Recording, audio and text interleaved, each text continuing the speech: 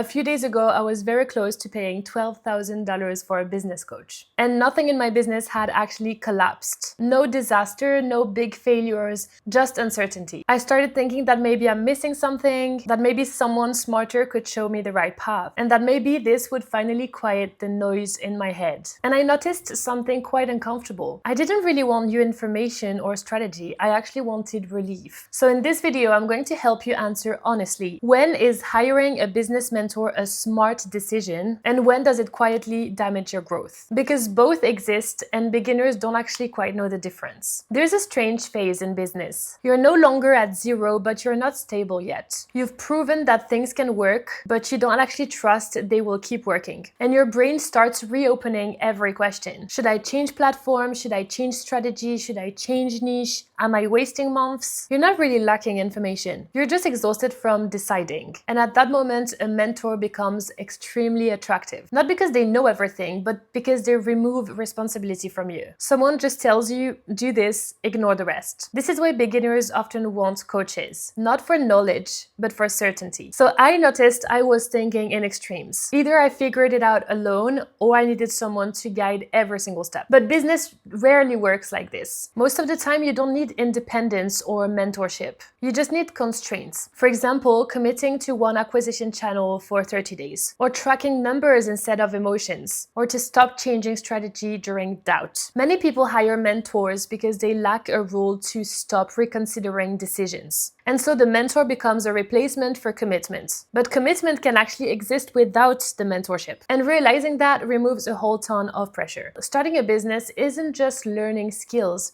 is building real legitimacy in your own mind. And early on, the legitimacy is very fragile. So doubt feels like evidence. Maybe I'm not ready, maybe I'm not capable, maybe this isn't working. And a mentor promises relief from that pressure. Because if someone who's experienced actually validates your actions, confusion and fear actually drops and action becomes much easier. And don't get me wrong, mentors can actually really help. I actually used one when I went from zero to my first paying client. Because I needed help with what to offer, what to say, where to find people, and how conversations actually worked and how to sell to people. And that was a very specific obstacle, and this is why this distinction really matters. A mentor can really help when you need a specific problem to be solved. But unfortunately, something else happens when you hire one to fix an inner feeling. If you're currently unsure whether you actually need strategy or just clarity, you can book a call with me below. We'll map out your situation, and I'll tell you honestly if I think that getting help from a mentor right now would actually help you or not, or if you simply need a clearer execution plan. People usually calculate mentorship like this. If I pay $10,000 and it helps me make money, then it's worth it. But the hidden cost is behavioral. Using mentorship in the early stages can really change how you operate, because you end up experimenting and failing less, you follow instructions rigidly, and you assume the method works before even understanding why. And so the trial and error phase, the one that actually builds judgment, disappears. You get answers super fast, but independence much slower. And so the cost is not just money. Sometimes it delays the moment you start trusting your own decisions and build inner authority. How to detect an emotional decision?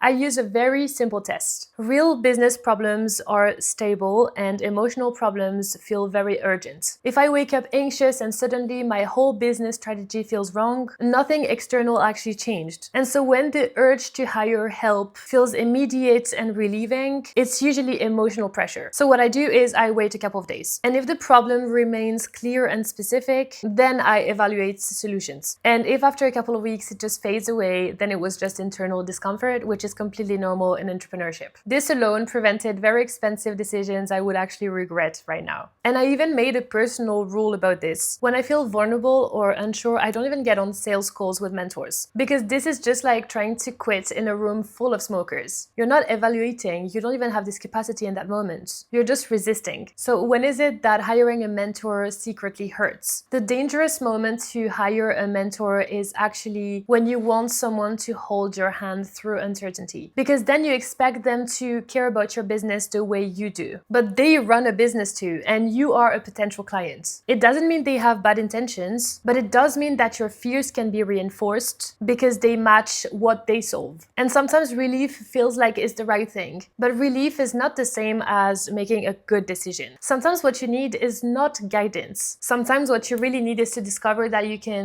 make the decisions yourself, move through discomfort, and keep acting without external reassurance or validation. Because entrepreneurship partly means moving even when you're unsure, even when you don't know. And if every uncomfortable phase leads you to outsourcing decisions, you're never going to build inner authority, which is probably the most important of being a leader and a business owner. So when is it that you should hire a mentor? Hiring a mentor really makes sense when the problem is technical and specific. Not I want to grow faster or I feel stuck, but I don't know how to get my first paying clients, or my conversion rate is low, my acquisition channel is not working anymore, or my clients are not getting results. In this case, you're actually buying expertise, not confidence. And a good mentor will not remove focus or targeted actions. They'll just narrow your focus. And so you leave with a metric, a constraint, and a next action, not just motivation. And so if you only feel inspired, that's relief. And if you leave with something measurable, then that's guidance. Hiring a business coach isn't good or bad, it's just timing. At the wrong time, it replaces your judgment, and at the right time, it amplifies it. So the rule I now use is very simple. If the problem is emotional, I wait, and if it's specific and business-oriented,